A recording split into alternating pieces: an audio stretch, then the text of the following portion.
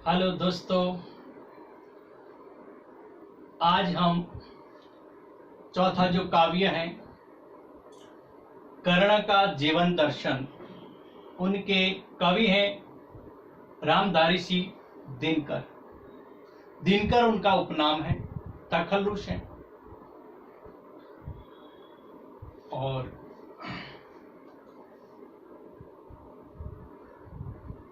प्रस्तुत एक खंड काव्य है। इसमें रश्मिरथी महारथी कर्ण के जो करुण भव्य जीवन की जो मीमांसा करने वाले जो खंड काव्य के तौर पर कर्ण कृष्ण को बताती हुई बात, क्या अपनी बात बता रहे हैं, वो इस काव्य में दिनकर जी ने अपनी बात बताई गई है कि कर्ण कृष्ण से क्या बात बता रहे हैं।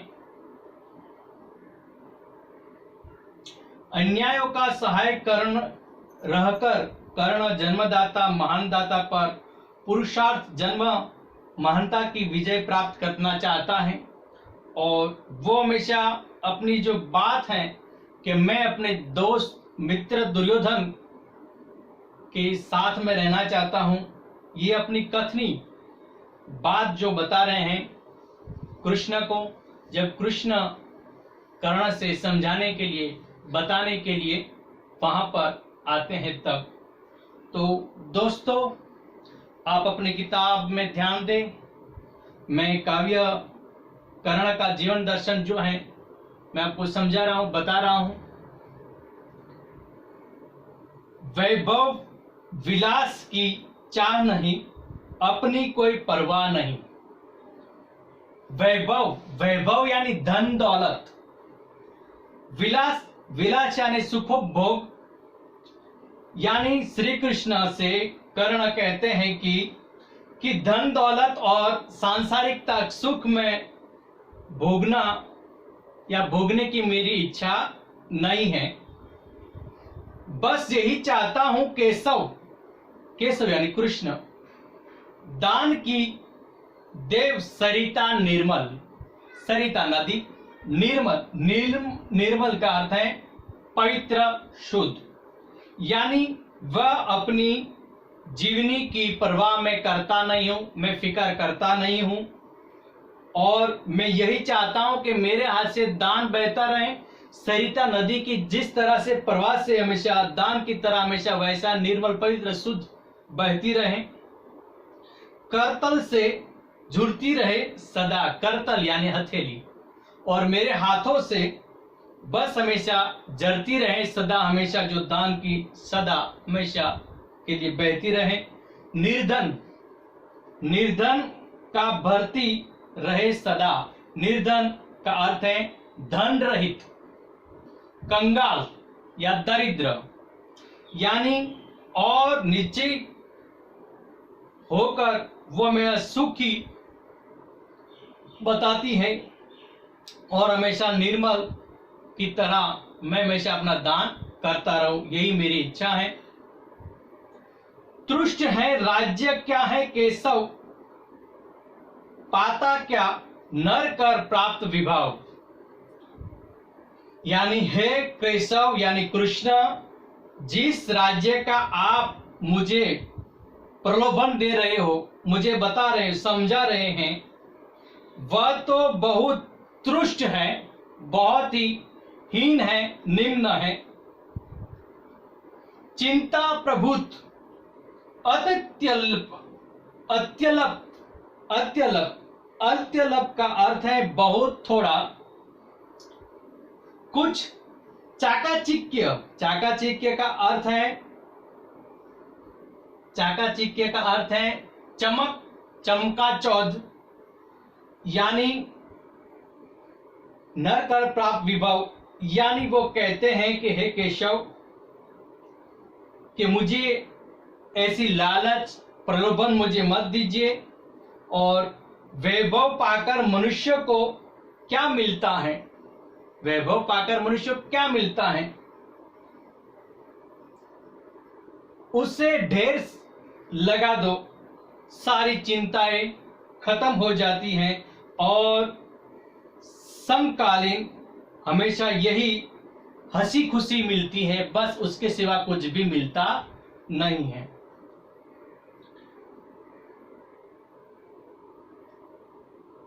पर वह भी यही गवाना है, पर फिर भी यही गवाना है, यानी पर वे सारी चीजें मुझे यहीं पर ही तो देनी है, कुछ साथ नहीं ले जाना है, यानी कि और खाली हाथ में आया हूं और खाली हाथ ही में जाऊंगा और मैं साथ में कुछ भी लेकर जाऊंगा नहीं।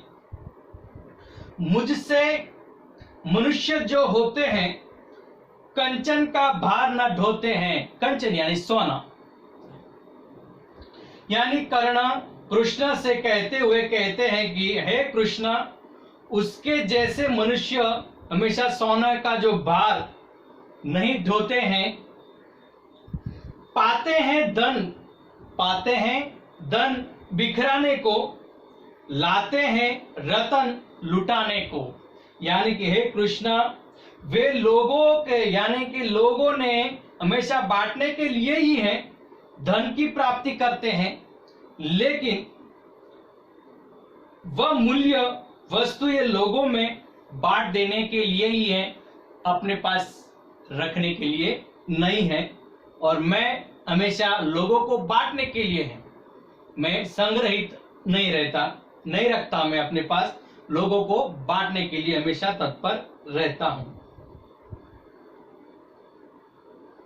जग से न कभी कुछ लेते हैं, यानी वो कहते हैं कि वह संसार से कभी कुछ भी नहीं लेते हैं और मैं कुछ भी संसार से कुछ भी लेता नहीं हूं। दान ही हृदय का देते हैं और अपने हृदय यानी दिल का दान ही करता रहता हूं, और दुखियारों पर हमेशा जो दुखियारों पर हमेशा दया का ही मैं दया करता रहता हूं, उन्हीं को ही मैं उद्धार करता हूं और मैं किसी का लेता नहीं हूं। प्रासादों का अर्थ है देवताओं या राजाओं। देवता या राजा का घर उसे प्रासाद कहा जाता है। प्रासादों के कनकाब का है स्वर्णिम आभा वाले शिखर होते कबूतरों के ही घर, यानी सोने जैसी चमक दमक वाले राजा महलों की या राजा के महलों की चौकियों और कबूतरों के ही वो घर बनते हैं, लेकिन मेरा नहीं। वो कहते कि महलों में गरुड़ न होता है, कंचन पर कभी न सोता है। और कर्ण ये कहता है कि गरुड़ पक्षी जो है वो हमेशा कभी महल में कभी नहीं होता और कभी वो सोता नहीं है, वो हमेशा स्वर्णिम सोने के बंधनों से मुक्त है और वहीं पर ही अपने बिछाने यानी कि सोने का उनकी आदत है। नहीं, गरुड़ हमेशा सोने या महलों में कभी सोते नहीं हैं। बसता वह कहीं पहाड़ों में, यानी कि उनका निवास तो पहाड़ों में ही होता है, ऐसे राजमहलों के अंदर नहीं, वो तो हमेशा पहाड़ों में हमेशा अपना निवास होता है, रहने की जगह वही है पहाड़ों में गिद्ध की पक्षी की। सैलों की फटी दरारें, सैलो यानी पर्वत पहाड़ या चट्टान, यानी पहाड़ों की फटी जो दरारें हैं उनका ही घर बनती हैं, गरुड़ का महल नहीं। होकर समृद्धि सुख के अधीन मानव होता नित पक्षीण तप क्षीण, यानी कि धन दौलत के सुख का गुलाम बनकर मनुष्य अपना तप तेज वो खो देता है और इसके लालच में ही पड़ा रहता है। लेकिन सत्ता किरीट का अर्थ है मुकुट, माणियमय आसन करते मनुष्य का तेज हरण, यानी कि राजपाट मुकुट और मणियों से जड़े हुए सिंहासन पर मनुष्य के तेज को हर लिया जाता है। और मनुष्य हमेशा जो अपने मुकुट हो सर पर, राजा का मुकुट, महल और हमेशा मणियों से सजा हुआ जो सिंहासन है, वही उनको चाहिए। उनका तेज जो है, उनका तेज हरण हो जाता है और वहीं पर वो अपनी शक्ति गुमा देते हैं। नर विभव हेतु ललचाती हैं, यानी कि मनुष्य हमेशा धन दौलत पाने के लिए ही ललचाता है। हर कोई मनुष्य धन दौलत के ही लालची बन गया है, तो उनको लालच ही सबसे बड़ी मानी जाती है। पर वही मनुज की या वही मनुज को खा लेता है, यानी पर वही धन दौलत ही उसे नष्ट कर देते हैं मनुष्य को, दूसरा कुछ नहीं। यह धन दौलत में ही सब पूरा नष्ट कर देते। चांदनी पुष्प छाया में पलकर गले बने सुमधुर कोमल, यानी वह कहते हैं कि चांदनी और फूलों की छाया में, चांदनी और फूलों की छाया में पलकर मनुष्य सुंदर और कोमल भले बन जाते हैं, पर अमृत कलश या कलेश, अमृत कलेश का प्रिय बिना आतप अघमंड, अघमंड, अघमंड का अर्थ है कि जिसके अंदर आंधी हो में जिए बिना, यानी परंतु कष्टों का अमृत पिए बिना, धूप और आंधी सहे बिना नहीं रहता, वह पुरुष नहीं कहला सकता, वह पुरुष नहीं कहला सकते, यानी कि वह पुरुष कहला सकते नहीं है। परंतु फिर और विघ्नों को, तकलीफों को नहीं हिला सकते, यानी और न विघ्नों को पार कर सकता है, विघ्नों को पार नहीं कर सकता, कष्टों तकलीफों को वो कभी भी पार कर सकता नहीं है। और वहीं पर उनकी जितनी शक्ति है ऐसो आराम धन दौलत के लालच में ही चली जाती है। उड़ते जो झंझावातों, यानी झंझावात, झंझावात का अर्थ है वर्षा सहित तीव्र आंधी जो है उसे झंझावात कहा जाता है। उड़ते जो झंझावातों से पीते जो वारी, वारी यानी पानी, जल प्रपातों में, यानी कि जो आंधी तूफानों में उड़ते हैं, प्राप्तो प्रप्राप्तो यानी कि झरने का जो पानी पीते हैं, सारा आकाश अयन जिनको विषदर भुजंग, भोजन जिनकी विषदर, जिसका विष जिसने धारण किया है वो भुजंग, भुजंग यानी सांप, यानी सारा आकाश जिसका घर माना गया है, यानी गरुड़ की बात कर रहे हैं, और सारा आकाश जिसका घर है और विषीले सांप ही जिनका भोजन करता है, और गिद्ध हमेशा उनका भोजन ही, जहरीला जो सांप है उनका ही भोजन माना जाता है, इसलिए जिनका भोजन ही जहर है, सारा आसमान उनका अयन यानी घर, वो सब कुछ उनका है। वे ही फणिबंध छुड़ाते हैं, यानी कि ऐसे गरुड़ ही सांप के बंधन से छुटकारा दिलाता है, दूसरा कोई छुड़ा सकता नहीं है। सांप के बंधन में एक बंधा हुआ हो कोई भी छुड़ा नहीं सकता, लेकिन गरुड़ ही उनके बंधन में मुक्त हो जाते हैं। धरती का हृदय जुड़ाते हैं, यानी कि और धरती के हृदय को शीतलता देता है।